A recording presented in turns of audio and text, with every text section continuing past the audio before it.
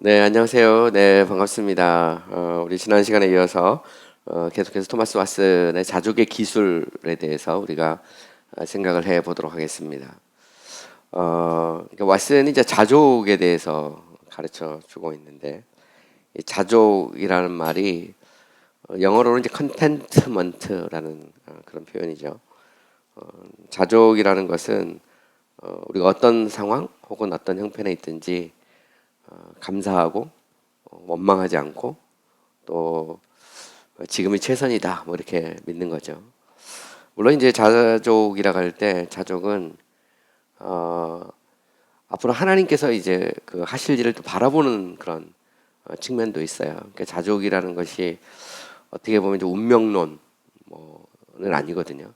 그래서 그대로 주저앉거나 뭐 그런 것은 아니죠. 오히려 그 앞으로 그 일어날 일 그것은 하나님께 달려 있다라는 거죠. 그래서 얼마든지 하나님께서 우리 삶에 간섭하시고 역사할 수 있기 때문에 그것을 믿는 것입니다. 그래서 우리가 하나님의 이름에 대해서 이야기할 때 우리가 이제 에베네셀과 여호와 이레에 대해서 이야기하잖아요. 에베네셀은 이제 여기까지 지금까지 도우셨다라는 말이라면 여호와 이레는 이제 하나님께서 그 주실 것이다. 하나님이 준비하신다. 하나님이 미리 보신다라는 말이 이제 여호와 이레인데 저는 뭐 기도할 때 가끔 그런 기도하거든요. 특별히 이제 감사절 같은 거 드릴 때 에베네셀의 하나님에 대해서 감사하고 여호와 이레의 하나님에 대해서 우리가 기대하고 바라보죠. 그래서 그리스도의 자족이라는 것은 운명론은 아니에요. 우리가 좀 뭐 절망적인 상황에 처해 있는데 거기에 대해서 우리가 만족하고 그거를 개척하려고 하는 어떤 아무것도 하지 않는 그런 것은 아니죠. 우리 이제 신학을 이렇게 공부를 해보면 특별히 이제 그 정통 신학이라는 게 있잖아요. 올소독스 디얼러지라는 이 정통 신학의 핵심은 뭐냐면 그 은총과 자연의 긴장을 계속 유지해 가는 거예요. 그러니까 하나님의 주권과 인간의 책임이라는 이 두 개의 이제 긴장을 유지하는 거거든요. 문제는 뭐냐면 이 긴장이 이게 깨지면 이게 항상 이제 문제가 돼요. 가령 예를 들어서 은혜를 너무 강조하다가 자연을 무시하면 하나님의 주권을 강조하다가 인간의 책임을 무시하면 이거는 이제 어떤 그 신비주의나 운명론에 빠지기가 쉽죠. 또 반면에 이제 은혜를 무시하고 하나님의 주권을 무시하고 인간의 책임 혹은 자연을 너무 지나치게 강조하다 보면 뭐 인본주의나 혹은 아니면 어떤 철학적 사고나 이런 데 이제 다 빠지게 되는 겁니다. 그러다 보면 이게 이제 균형이 깨지죠. 근데 사실 자족이라는 것은 이 균형을 이렇게 유지하는 거예요. 지금 하나님이 주신 그 상황에 대해서 감사하면서도 또 하나님께서 우리 삶에 간섭하셔서 또 새롭게 일하실 것을 기대하고 바라보는 어떤 소망의 측면이 항상 있는 것이죠. 그래서 그 이제 성서 해석학에서도 보면 전통적인 성서 해석학이 그렇잖아요. 제가 그 졸신학 얘기할 때 이제 꾸아드리가에 대해 이야기할 때 이 꾸아드리가라는 것이 이제 네 가지 해석이거든요. 그래서 본문의 그 이 본래적인 어떤 문자적 의미, 그 다음에 이제 그 어떤 신학 같은 걸 가르쳐 주는 그런 어떤 우화적이면서도 어떤 모형론적인 어떤 의미, 또 더 나가서 또 어떤 도덕적인 어떤 윤리적인 의미, 그리고 이제 더 한 걸음 나가면 이제 어떤 소망, 미래의 소망 같은 게 있잖아요. 그래서 항상 보면 그 어떤 소망이라는 게 있어요. 우리 예수 믿는 사람들에게는. 자족이라는 것도 역시 마찬가지죠. 이 자족이 소망을 배제한 그런 자족은 아니라는 겁니다. 이게 이제 되게 중요하죠. 그러면서도 사실 보면 우리가 지금 있는 상황에 대해서 감사하고 원망하거나 불평하지 않고 하나님께 내 인생을 맡긴다는 것은 그 자체가 되게 어렵거든요. 이런 면에서 이제 바울이 이제 자족하기를 배웠다. 이제 배웠다는 말을 쓴다는 거죠. 근데 문제는 뭐냐면 이게 그 배운다라고 할 때 배움이 쉽게 잘 안 배워진다는 거예요. 어떤 사람은 평생 신앙생활에도 이게 안 배워지고, 그죠? 또 어떤 사람은 정말 그 이 하나님의 어떤 크신 은혜로 신앙의 연륜이 짧지만 또 자족하기를 배울 수 있고, 이게 이제 그 자족이라는 것이 이제 그런 건데, 특별히 저는 이런 생각을 하는데 우리가 어떤 어려운 일, 아주 힘들고 어려운 일을 하는 사람들, 또 열매가 금방 이렇게 안 드러나는 일, 이런 일을 할 때 이제 자족이 어렵죠. 제가 보면은 이제 그 개척 사역 목회자 입장에서 보면 교회를 개척한다는 것이 그 어떻게 보면 이게 완전 레드 오션이죠. 지금은 레드 오션이니까 그 옛날에 한 70년대 80년대는 블루 오션이었어요. 그래서 십자가만 꽂으면 사람이 오고 교회가 되는 시대가 있었던가 하면 지금은 이제 아무리 꽂아도 안 오는 뭐 그런 시대죠. 그래서 제가 아는 목사님이 이제 우리 교회 집회 오셔서 설교할 때 그런 얘기를 하시더라고요. 그 오늘날은 이제 밀물의 시기가 아니라 썰물의 시기다. 물이 빠져나가는 때는 방법이 없다는 거예요. 막 밀려올 때가 아니니까. 근데 이런 속에서 이제 그 사역을 해야 되잖아요. 교회를 세우고 아무리 쏟아부어도 이렇게 열매가 잘 안 나오는. 그래서 이제 그게 이럴 때가 자족이 되게 어려워요. 제가 볼 때. 또 우리가 뭐 장사 같은 것도 마찬가지죠. 옛날에는 가게를 차리면 장사가 잘 되면 뭐 감사가 넘치죠. 막 손님이 막 그냥 쉽게 말해서 미어 터지는데 감사가 차고 넘칩니다. 할렐루야 하나님의 은혜입니다 그러는데 이게 안 되는 거죠. 집세는 계속 내야 되고 뭐 장사는 안 되고 그것도 뭔가 좀 개선의 여지가 보이지 않을 때 사람이 감사하기가 쉽지 않죠. 항상 그런 것 같아요. 그러니까 요즘 이제 청년의 문제도 역시 마찬가지. 청년의 문제도 바로 취업이 되면 얼마나 좋겠어요. 원하는 직장에. 근데 이제 이게 쉽게 안 된다는 거죠. 때로는 정말 뭐 심한 사람은 막 한 10년까지도 걸리는 그런 경우도 있고 많은 그런 어떤 기다림이라는 그런 시간이 있죠. 저는 이게 이제 믿음의 영역이라고 봐요. 히브리서 11장 1절에도 보면 믿음은 바라는 것들의 실상이요 보이지 않는 것의 증거다. 근데 여기에는 기다림이라는 게 있거든요. 기다림. 그죠? 하나님의 어떤 그 은혜를 기다리는 겁니다. 기다려. 그죠? 요즘에는 사람들이 기다리는 걸 잘 못하죠. 남녀 간의 관계도 보면 기다리는 것을 잘 못합니다.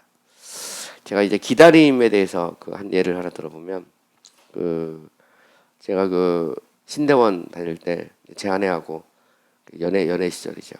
그때는 이게 오늘날처럼 이렇게 휴대폰 문화가 발달한 시대가 아닙니다. 저는 항상 대전 침신에 있을 때 호주머니에 100원짜리 동전을 갖고 다녔거든요.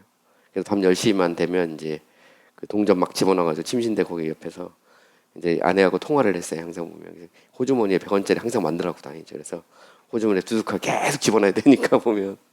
근데 이제 뭐 가끔 이제 한 번씩 서울에 올라가서 만나는데 한 번은 종로 3가 종로 서점 앞에서 만나기로 약속을 했어요. 저녁 7시 정도에 만나기로 했는데 6시에 만나기로 했을 거예요. 그냥 6시쯤 6시 7시였다. 7시네 7시였다.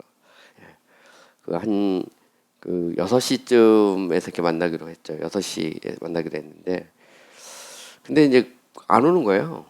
아무리 기다려도 안 와요. 안 오는데 되게 또 추운 겨울이었습니다. 추운 겨울. 그것도 종로서장 안에서 이렇게 만나면 괜찮은데 밖에서 만나기로 했거든. 밖에서 이거 안 와. 안 오는데 그때 제가 이제 이게 어떻게 해야 되나. 그죠? 오늘 같으면은 뭐 바로 문자 보내고 하면 다 되는데 그때는 그런 시대가 아니에요. 아닌데 제가 그 추운 겨울날 밤 9시까지 3시간 기다렸어요. 3시간. 떨면서. 왜냐하면 제 아내는 한번 이렇게 약속을 하면 어긴 적이 한 번도 없거든요. 반드시 올 거라는 생각을 가진 거죠. 내일 9시쯤 되니까 오더라고요. 왜 늦었는가를 얘기하는데 갑자기 할아버지가 이제 할아버님이랑 같이 살았거든요. 갑자기 이제 몸이 불편하셔서 이게 막 응급실 실려가고 뭐 그런 일이 좀 있었어요. 그러다 보니까 이제 서로 연락이 안 되는 시대잖아요. 그러니까 요즘에는 뭐 바로 문자 메시지 가는데 전화하고 전화가 안 되는 상황이니까 이제 신뢰하는 것밖에 없잖아요. 저는 약속을 했고 약속을 어긴 적이 없으니까 기다리는 거죠. 근데 정확하게 시간이 되니까 한 3시간 기다리니까 딱 나타나는 거죠. 그죠? 추운 겨울날 막 그냥 거기서 기다리는 겁니다. 기다리죠.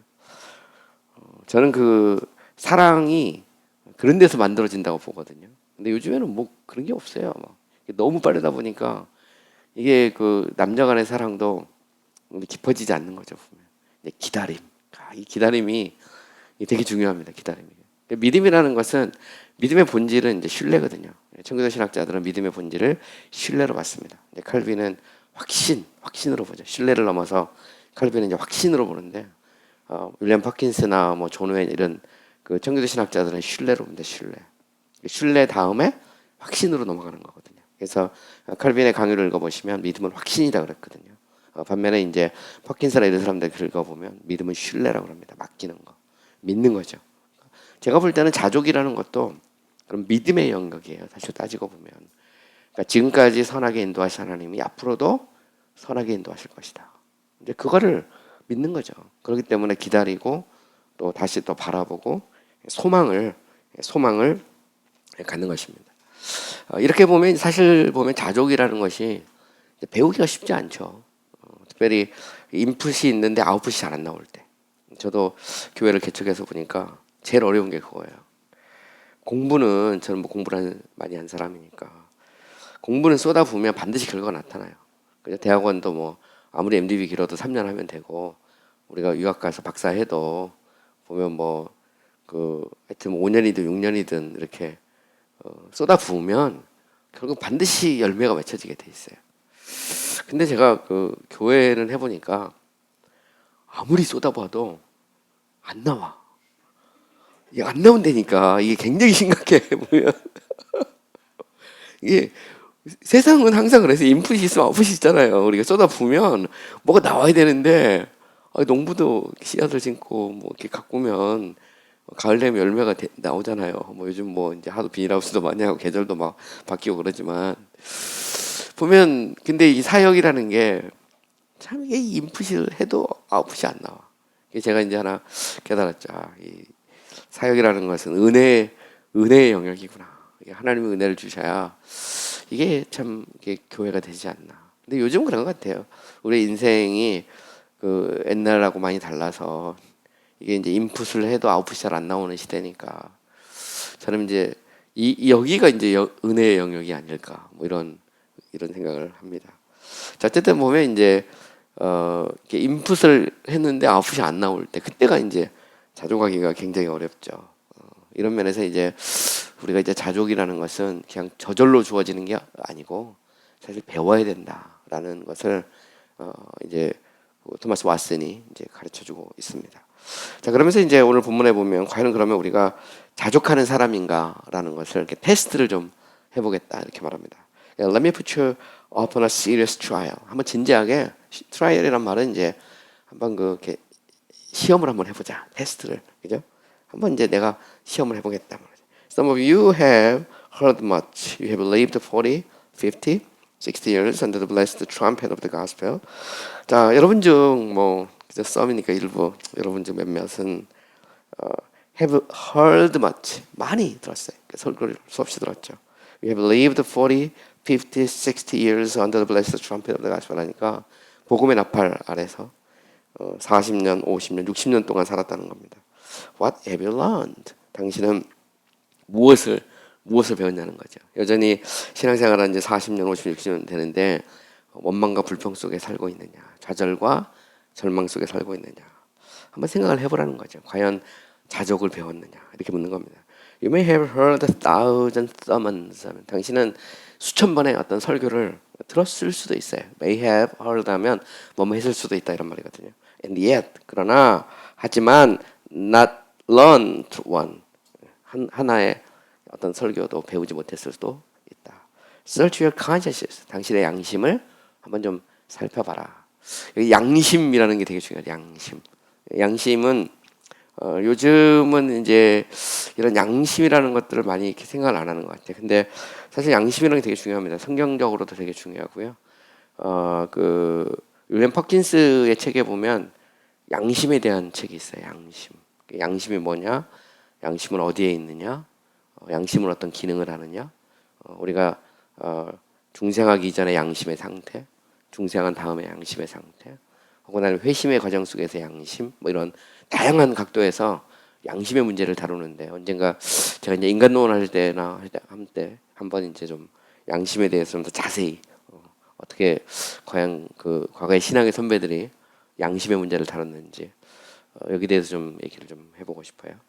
우리가 그 청교도를 일컬어서 The Physician of the Soul 그러거든요. 영혼의 의사라고 말하는데 그 중에 하나가 양심이죠. 양심. 우리는 그 육체를 치료하는 사람이 아니라 영혼을 치유하는 사람이고 영혼의 중요한 기능 중에 하나가 양심이거든요. 양심인데 이 양심이 살아 있어야 되는데 사실 성령의 역사라는 건 양심을 깨우는 거거든요. 그래서 우리가 어찌하여야 구원을 얻을 거. 우리가 탄식하면서 하나님 앞에 엎드러지게 만들 때 우리의 무뎌져 있는 양심을 살리죠. 우리가 또 뭐 우리 말 속담에 보면 양심이 털났다 이런 얘기도 하죠. 그 말은 양심이 그만큼 무뎌지고 강박하다는 그런 의미입니다. 사람이 양심이 살아 있어야 되는데 지금 이제 그 양심에 이렇게 묻고 있는 겁니다. 그러니까 쉽게 말하면 이제 그 왓슨이 양심을 향해서 딱 호소하고 있는 거죠. 당신의 양심이 무뎌져 있지 않느냐. 한번 양심으로 한번 생각을 해봐라. 이제 판단을 해봐라. 한번 살펴봐라. 당신이 정말 감사하며 사는 사람인지 아니면 당신이 원망하고 불평하고 사는 사람인지 한번 생각해 보라는 겁니다. First, 첫 번째, You have heard much against sin. Are you hearers or are you scholars? 자, 당신은 죄에 대해서 많이 이렇게 지적하는 것을 들었을 것이다 이 말이죠. 설교를 하다 보면 설교에서 죄에 대해서 이야기하잖아요. Against라는 것은 어떤 반대되는 거죠. 약간 좀 공격적인 개념도 있는데 어쨌든 보면 당신은 이제 죄를 지적하는 그런 말씀을 많이 들은 거죠. Are you hearers? 당신은 이게 듣기만 하는 사람이냐? Or are you scholars? scholar라는 것은 배우는 사람입니다. 당신은 정말 그 설교를 들었을 때 그것을 마음에 새기고 그리고 삶에서 열매를 맺고 있느냐? 그러니까 Are you hearers? Or are you scholars? 둘 중에 하나라는 겁니다. 왓슨 딱 보면 청교도 신학은 항상 보면 이렇게 둘 중에 하나의 선택을 요구할 때가 되게 많아요. 근데 사실 성경적인 겁니다. 성경적이죠. 특별히 우리가 시편 1편 복 있는 사람을 보면 복 있는 사람 의인과 악인 그죠? 이게 항상 이렇게 나누거든요. 복 있는 사람은 악인의 꾀를 쫓지 않는다. 오만한 자리에 앉지 않는다 해서 반면에 의인은 그죠? 복이 있는 사람과 복이 없는 사람을 딱 가르는데 청교도들도 이 두 개 이렇게 가르는 걸 되게 잘합니다. 되게 잘하고 이거를 이제 학문적으로 정리한 사람이 피터 라모스라는 사람이 있어요. 라모스는 모든 것을 이제 이게 두 개, 소위 디카토나머스 메서드라고 해서 두 개로 나눠서 설명을 하는데 청교도 신학은 기본적으로 이 나누는 소위 피터 라모스의 라미즘이라고 보통 말하거든요. 이 두 개를 나눠서 쫙 논리를 전개하는데 되게 익숙합니다. 사실 조리신학이라는 것 체계 자체가 이게 두 개로 나눠져 있어요. 우리가 신학이라는 것을 신학을 하나님에 대한 학문 이렇게 말할 때 하나님을 두 개로 나눌 수 있거든요. 하나님의 존재와 행위. 그래서 우리가 성경을 이렇게 이 성경을 봐도 그렇고 조리신학 체계도 봐도 그렇고 이게 이제 신론이라는 건 하나님이 누구냐는 거고요. 나머지는 하나님이 어떻게 일하시느냐, 존재와 행위라는 이 두 개의 흐름으로 쫙 가거든요. 이것처럼 항상 보면 이렇게 나눠지죠. 둘 중에 하나입니다. 여기서도 보면 Are you hearers or are you scholars or are you learners 이렇게 표현할 수 있죠. 당신은 듣는 사람이냐 아니면 배우는 사람이냐. How many sermons have you heard against covetousness?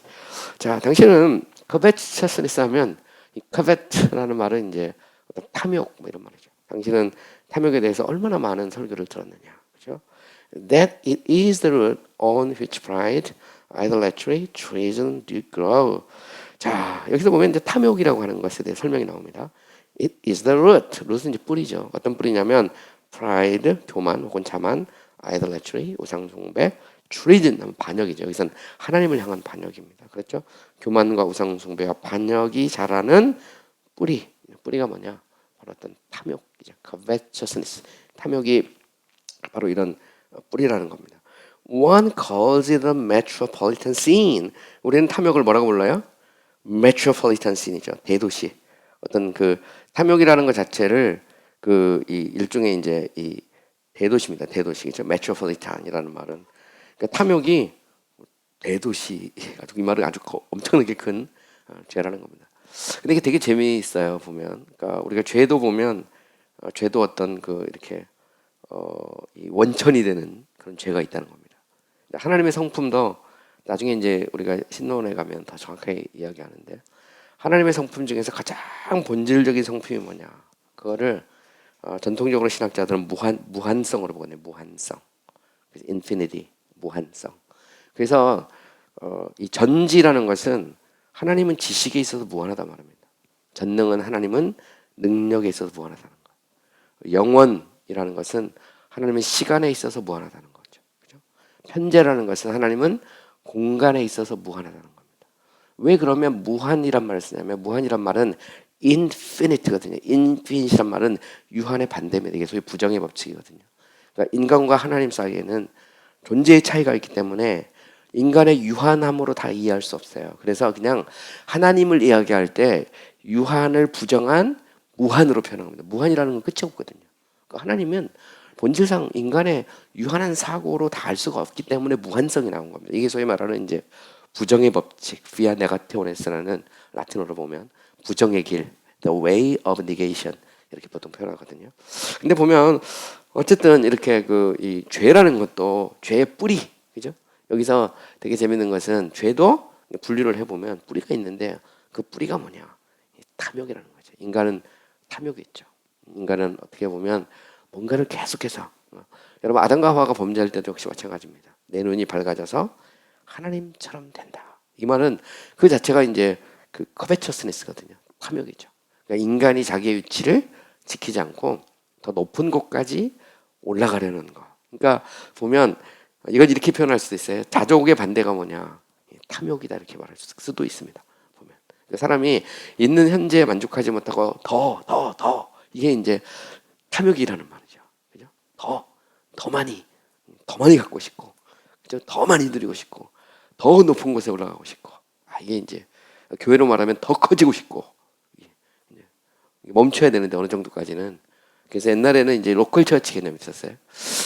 이게 이제 17세기에서 이제 18세기로 이렇게 넘어가잖아요. 영국을 보면 사람들이 이제 교회라는 것을 볼 때 교회 크기, 이거 나중에 이제 교회론에서도 나오는 건데, 우리 이제 교회 크기가 요즘에는 어떤 거의 그 무한대로 열어놓는 경향이 있어요.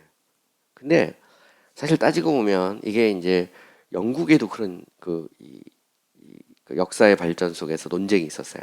그 중에 하나가 뭐냐면 18세기 초반에서 중반으로 넘어가면서 소위 하이퍼 칼빈주의 논쟁이라는 겁니다.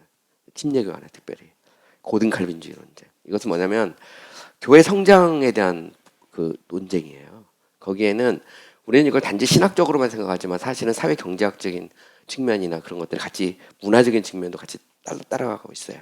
이건 무슨 얘기냐면 18세기 초반부터 이제 무슨 일을 일어나냐면 영국의 도시가 발달하기 시작합니다. 본격적으로 이제 산업화가 되기 시작합니다. 서서히 조금씩. 그러면서 뭐냐면 대도시가 만들어져요. 특히 런던 같은 데는 보면. 근데 대도시의 특징 중에 하나가 뭐냐면 대도시는 이게 그 이 로컬이라는 어떤 지역이라는 개념보다 이게 다 통해요. 그냥 막 보면 자체가. 근데 침례교 역사에 보면 이게 18세기 초중반에서부터 해서 이제 18세기 후반에 가면 본격적으로 하이퍼칼빈주의 논쟁이 일어나는데 조리신학에서는 이걸 자꾸 신학으로만 보려고 그래. 신학으로. 그래서 그 이 쉽게 말하면 이제 장기엘이나 그 올드 베프티스트들은 이 사람들이 복음 초청을 안 했다 이렇게 되는 거고, 반면에 이제 뉴 베프티스트 쉽게 말하면 이제 앤드류 플라나 이런 젊은 세대들은 이 교회가 성장하려면 계속 복음 초청하고 막 해야 된다. 이거 가지고 보통 신학적으로 해서 이제 너무 이제 이 올드 침례교인들은 이 사람들이 이제 그 뭐라 할까요? 소위 고등 칼빈주의라고 그러잖아요. 그래서 지나치게 이 경도된 어떤 칼빈주의에 매도돼 가지고 이들이 복음 전도를 안 했다. 근데 사실 실제로 그 문서들을 자꾸 이렇게 보면요.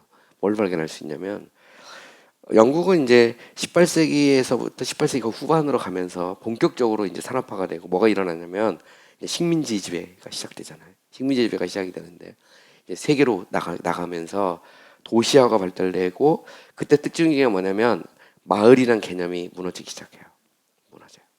그러면서 이제는 젊은 세대들은 교회를 더 키우고 싶은 생각들이 생겼어요. 마을을 넘어서 보면 그 대표적인 인물 중에 하나가 뭐냐면 감리교회 웨슬리죠. 웨슬리는 세계는 나의 교구다라고 딱 외치면서 교구를 무너뜨리는 부흥운동을 막 하기 시작했어요. 보면 침례교 안에도 이제 앤드류 플라나 이런 사람 영향을 받았거든요. 받아가지고 더 이상 마을에 이렇게 있는 이런 식의 그 가지고는 교회가 성장할 수 없다 생각을 한 거죠. 왜냐면 사람들은 이미 동네를 넘어서서 막 돌아다니고 있으니까. 이런 면에서 이제 보면 쉽게 말해서 이제 리바이벌 운동이라는 것도 문화적이고 사회적인 심지어는 경제적인 측면도 있어요. 사람들이 이제 더 잘 살게 되고 그리고 이제는 더 이상 동네에서 나이 드시고 이런 그 답답한 설교를 들을 필요가 없는 거죠. 젊고 유능한 그러면서도 아주 그 리바이벌을 하는 어떤 능력이 있는 그런 목회자들에게 몰려가기 시작했어요. 서서히. 이러면서 이제 일어난 논쟁 중에 하나가 하이퍼칼빈주의 논쟁이거든요. 근데 그러면서 이제 교회라는 것 자체가 옛날에는 지역 교회였습니다. 그리고 만약에 옆 동네 교회가 없잖아요. 그러면 반드시 목회자를 파송하게 돼 있었어요. 그걸 넘어가지 않았어요. 로컬 처치 개념에서는. 그래서 침례교도 옛날에 보면 교회 숫자는 120명 정도. 이게 한 마을이거든요. 거의.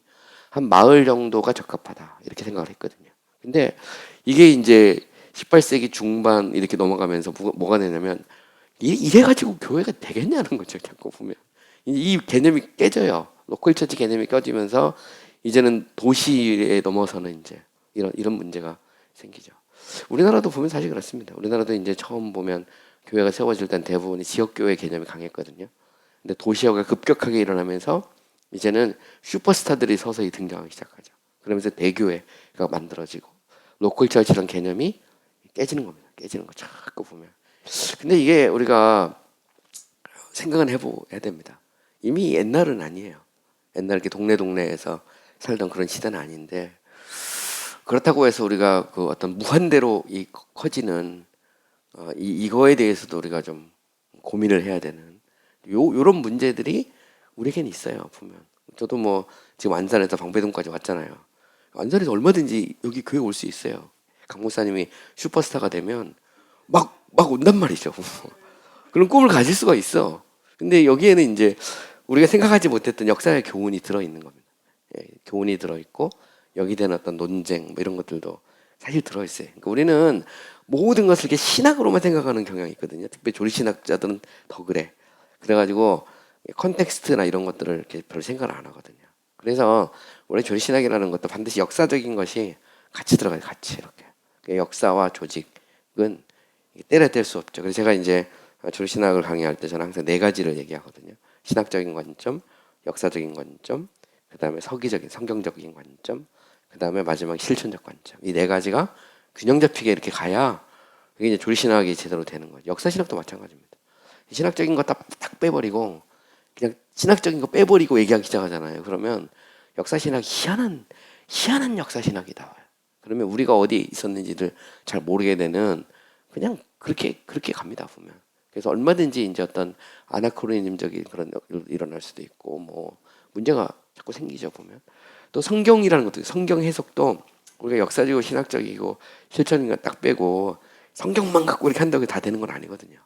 성경에는 해석의 역사가 있고 또 누구나 받아들이는 어떤 보편적인 그런 게 있어요. 그러니까 쉽게 말하면 칼빈의 성경 해석과 오늘 우리의 해석이 전혀 다르다면 그럼 텍스트가 문제가 있는 거죠. 텍스트 자체가 만약에 오류가 있고 문제가 있고 여기서 저 말하고 여기서 저 말하면 원하는 대로 마음대로 막 할 수 있잖아요. 보면 뭐 요즘 이단들처럼. 근데 그건 아니거든요. 성경은 창세기부터 계시록까지 일관된 메시지를 가지고 있고 그리고 거기에 대한 해석사가 존재하거든요. 그래서 조리신학이라는 것도 이게 고민을 해야 되고 성서신학도 마찬가지고 심지어 실천신학도 마찬가지죠. 실천신학도 역사와 그리고 신학과 그다음에 성경적인 어떤 서기적인 면들을 같이 연구하면서 실천신학이 나와야 그 실천신학이 이제 튼튼한 겁니다. 자, 어쨌든 다시 이제 좀 돌아와서 사족이 좀 많았는데 어쨌든 죄라는 것도 일종 메트로폴리탄시입니다. 메트로폴리탄시. 이거를 이제 라틴어로 말룸 컴플렉스움 그러죠. 말룸이라는 것은 악이란 말이고요. 컴플렉스는 복합적인 거잖아요. 여러분 그 종합운동장을 컴플렉스, 스포츠 컴플렉스라고 하거든요. 그래서 여기서 보면 말룸 컴플렉스이라는 것은 온갖 죄가 여기서 튀어나오는 일종의 종합운동장 같은 죄가 있는 거죠. 그게 뭐냐? 카베처스네스, 탐욕이죠. 탐욕. 자족과 탐욕은 어떻게 보면 대척점에 있을 수 있어요. It does twist the great many sins in with it. 하면 그 탐욕에는 정말 그 이 많은 그런 그 이 죄들이 이렇게 꼬여 있어요. 이렇게 실타래처럼 꼬여 있는 거죠. 거기서부터 때로는 교만도 나오고 우상 숭배도 나오고 반역도 나오고 또 막 정말 원망하고 불평하는 것도 나오고 그죠? 그게 이제 탐욕이라는 겁니다. There is hardly any sin, but covetousness is the main ingredient in it. 자, hardly는 거의 없단 말입니다. 어떤 죄도 없다는 거죠. 이 covetousness가 이제 탐욕이 but라는 것은 뭐뭐가 아닌 이런 말입니다. 부정적인 의미가 들어있어요. 그 안에 주된 ingredient라는 것은 양념 혹은 아니면 구성 성분입니다. 그 안에 탐욕이 아주 핵심적인, 그죠?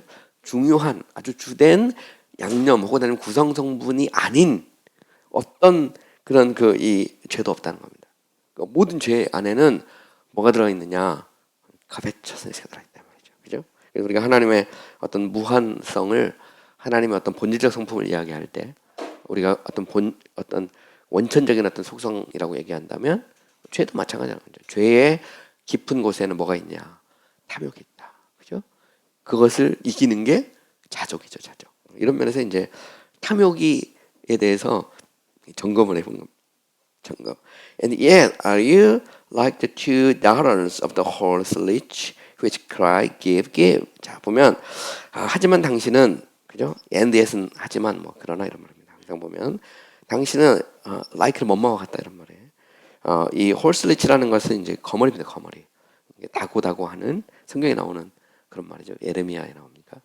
이사야 나옵니까? 예레미야인가 나오죠. 다고다고 하는 그런 그 이 거머리에 두 딸들과 같다. 그죠? 계속해서 좀 더 계속 마치 그 이 딸이라는 것은 뭐냐면 달라는 거죠. 계속 부모가 죽던 말든 막 계속 달라는.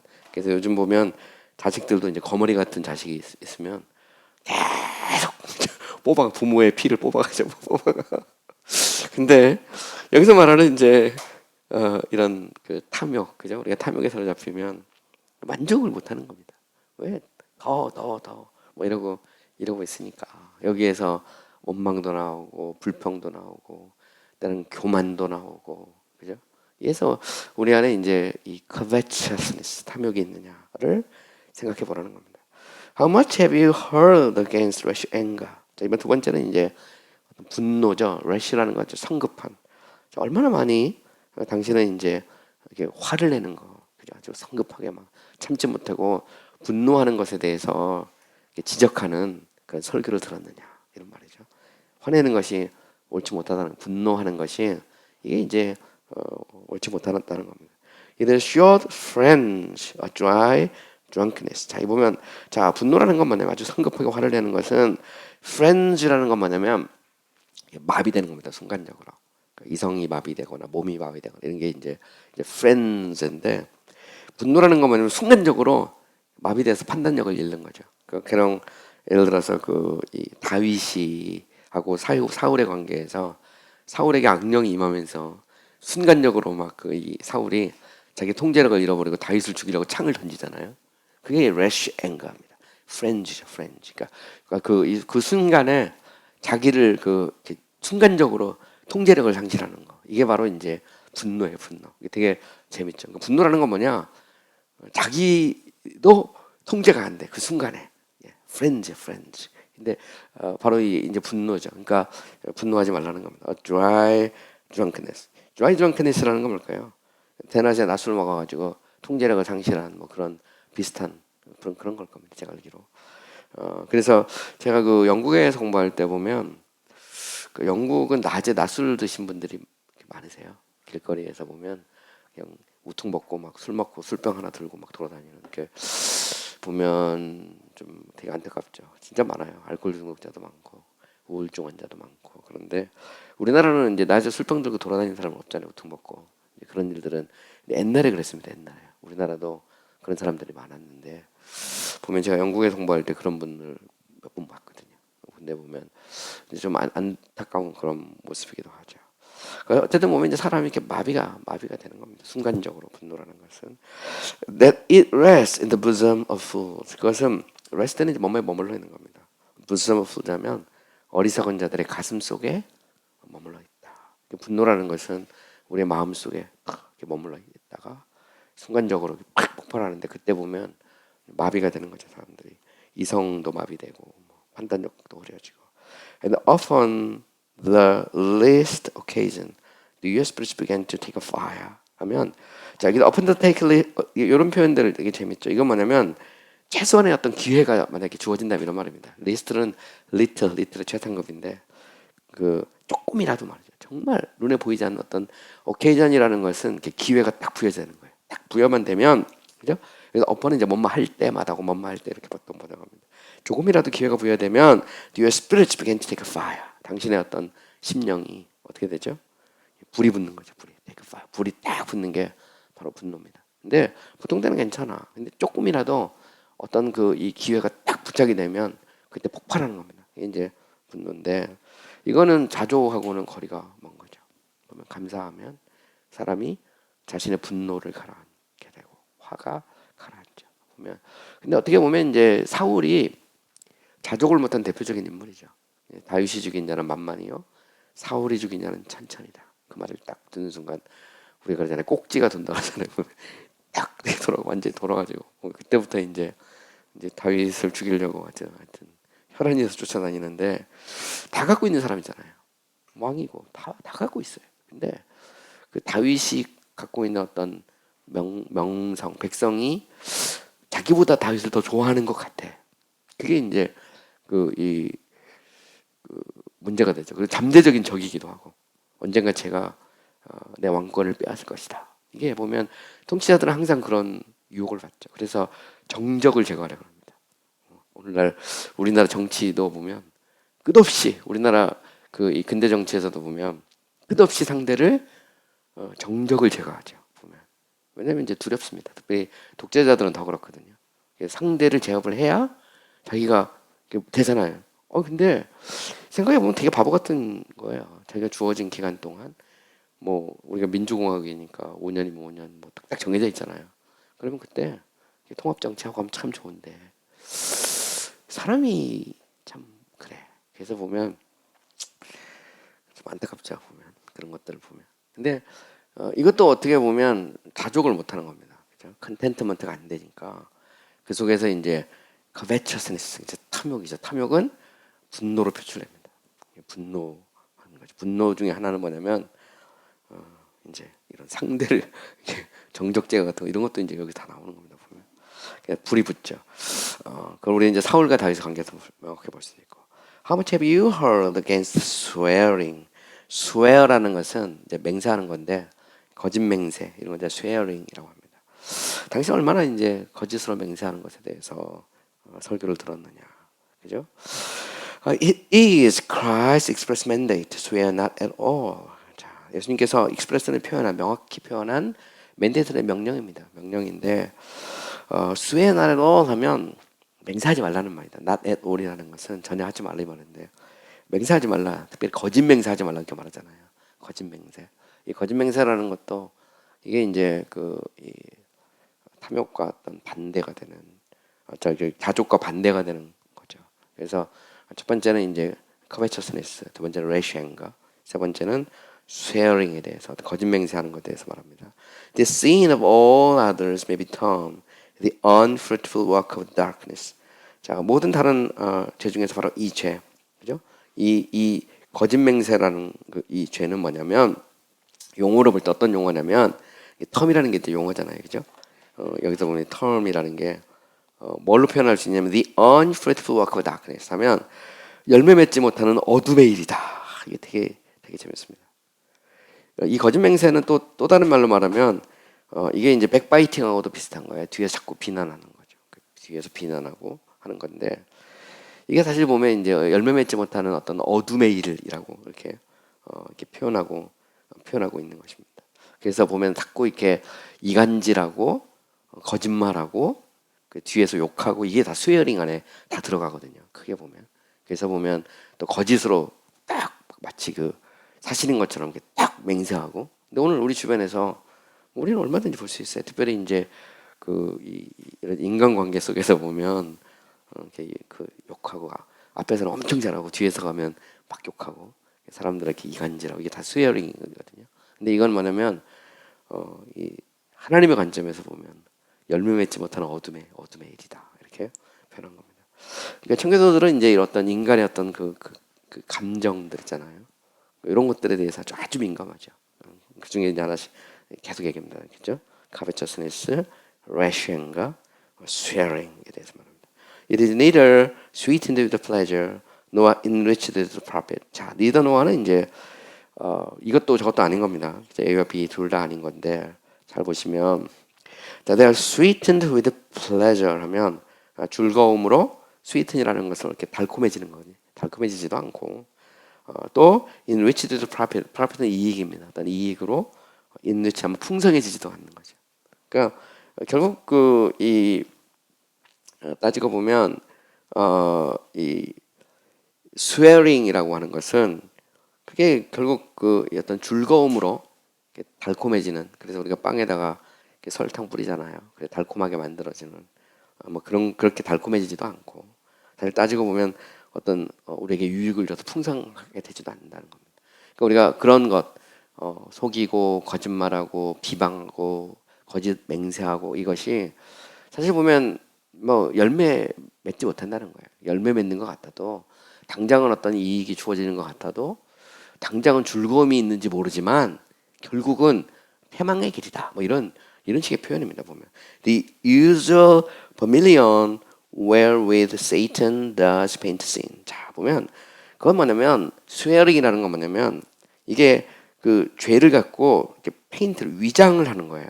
늘 이렇게 버밀리언이라는 것은 우리가 이제 늘상 이렇게 보는 그러니까 겉과 속이 다른 겉으로는 아주 그 뭐라 할까요? 그 아주 그럴듯하고 괜찮은 것처럼 보이는데 나이스 가이죠, 나이스 가이.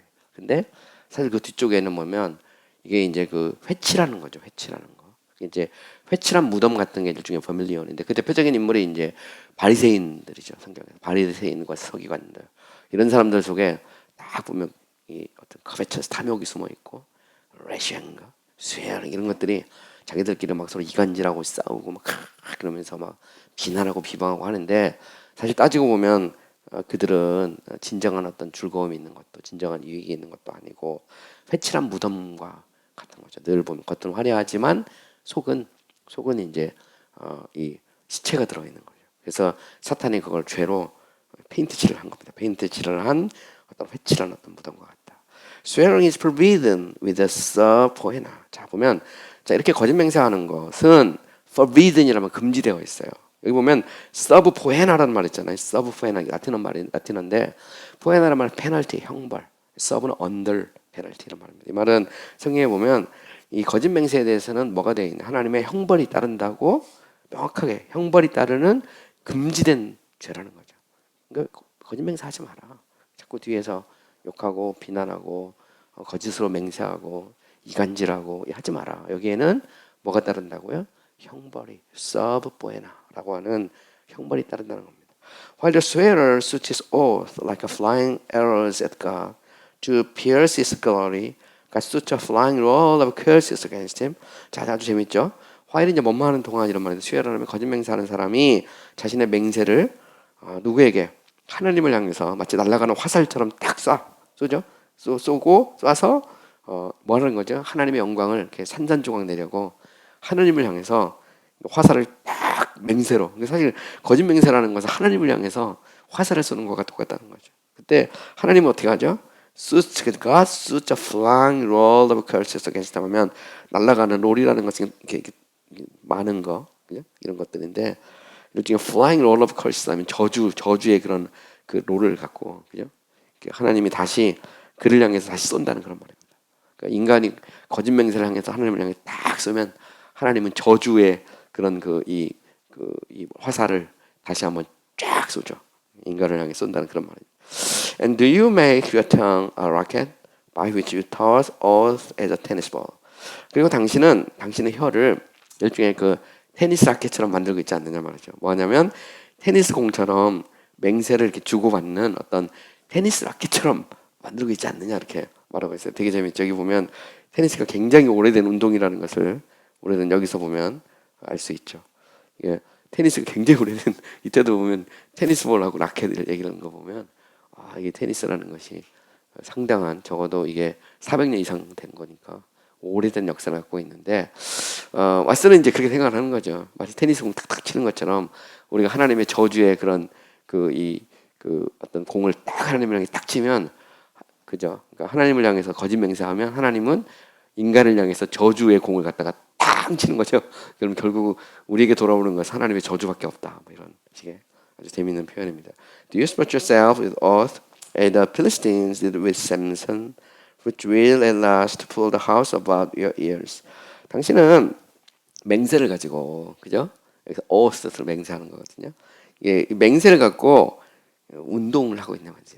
스포츠를 하고 있는 이런 말인데 마치 뭐처럼 이 블레셋 사람들, the Philistines죠. 블레셋 사람들이 삼손을 가지고 놀리고 그렇게 했잖아요, 보면. 그래서 거대한 그런 그들의 그런 집회 장소에서 이 눈이 빠진 삼손을 그 무대 위에 세우고 삼손을 조롱하고 놀린 거죠. 그것처럼 그러면서 그걸 이제 사람들이 웃고 떠들고 그랬는데 그 결과는 뭐가 됐죠? Which the last built a house about you. 자면 집이 이제 풀이라는 것은 잡아당긴다는 말인데 당신의 귀 주변으로 집을 잡아당긴다는 말은 결국 이제 우리에게 떨어지는 거죠. 이렇게 집이 무너지는 것처럼 그대로. 그러니까 우리가 하나님을 향해서 거짓맹세하면 그 사실은 하나님을 향해 하는 거라는 거예요. 근데 결국은 이 블레셋 사람들이 삼손을 놀리다가 집이 무너져서 죽은 것처럼 결국 하나님의 진노와 저주밖에는 기다리는 게 없다. 이런 면에서 보면 이 거짓 맹세라는 것은 열매 맺지 못하는 the unfruitful work of darkness, 어둠의 일이라는 것을 우리가 할 수 있죠. Alas, how have you learned what sin is that have not yet learned to live sin? 하면 당신은 얼마나 많이 그죠? 죄가 무엇인지를 배웠느냐 하는데 문제는 뭐냐면 이 아직까지 죄를 이렇게 버리는 것을 버리지 못했다는 거죠. 그죠? 그러니까 죄가 무엇인지는 막 정말 많이 배웠는데 문제는 뭐냐면 아직도 죄를 떠나보내지 못하고 있는 거예요. 이 말은 죄를 떠나보내기를 배우지 못했다는 거죠. 결국은. 그러니까 이거는 멀리해야 되는데, 그죠? 그 중에 이제 하나가 밖으로 드러나는 것이 탐욕, 그 다음에 어떤 분노, 성급한 분노, 그 다음에 거짓 맹세 이런 걸로 이제 얘기를 하는 겁니다. Does he know what a viper is that plays with it? 하면 자, 그는 알고 있느냐 말이죠. 함께 놀고 있는 어떤 그 독사가 무엇인지, 그죠? 여기서 보면 이 자족하지 못하는 거, 그거는 마치 viper 독사거든요. 뱀이죠. 뱀이 그러니까 함께 놀고 있는 그 뱀이 무엇인지를 알고 있느냐는 그런 말입니다. 자, you have learned much of Christ. 당신 지금까지 그리스도에서 많이 배웠어요. Have you learned Christ? 그리스도에서 배웠느냐? The Jews, as one says, carried Christ in their Bibles, but not in their hearts. 자, 유대인들은 누군가가 말했듯이 그리스도를 그들의 성경 속에서 가지고 다니지만 그들의 가슴으로는 다니고 있지 않다. 요즘에는 뭐 교회 갈 때 성경책 안 끼고 다니는데 제가 어릴 때만 해도 성경책 끼고 교회 갔거든요. 근데 문제는 성경 끼고 다니는데, 그죠? 그리스도는 성경 속에만 있고 마음속에는 없는 거죠. 그걸 말하는 거죠. The sound went into all the earth. 자, 그들의 소리는 온 땅을 향해서 퍼져나가고 있어요. 그죠? 이 말은 참 보면 그 하나님의 말씀이 온 세상을 향해서 퍼져나가고 있는데 문제는 그것을 우리 마음으로 그걸 가지고 있느냐. The prophets and the apostles were as trumpets whose sound went abroad into the world. 자, 선지자들과 사도들은 마치 나팔과 같아, 트럼펫과 같아. 그들의 소리가 세계로 이렇게 나갔던 yet 그러나 many thousands who have heard the noise of these trumpets have not learned Christ. 그러나 이 트럼펫 소리를 들은 수많은 그죠? 셀 수 없이 수많은 사람들이 그리스도를 배우지 못했어요. They have not all obeyed. 그들은 모두 순종하지 않았습니다. 자, first, a man may know much of Christ. 사람은 그리스도에서 많이 알 수 있어요. And yet not learn Christ. 그러나 그리스도를 배우지 못할 수도 있죠. The devil knew Christ. 심지어 마귀들도, 귀신들도 그리스도를 알죠. Second, 두 번째, a man may preach Christ. 사람은 설교를 할 수도 있어요. And yet not learn Christ. 이건 되게 중요하죠. 목회자들에게 말하는 겁니다. 그죠?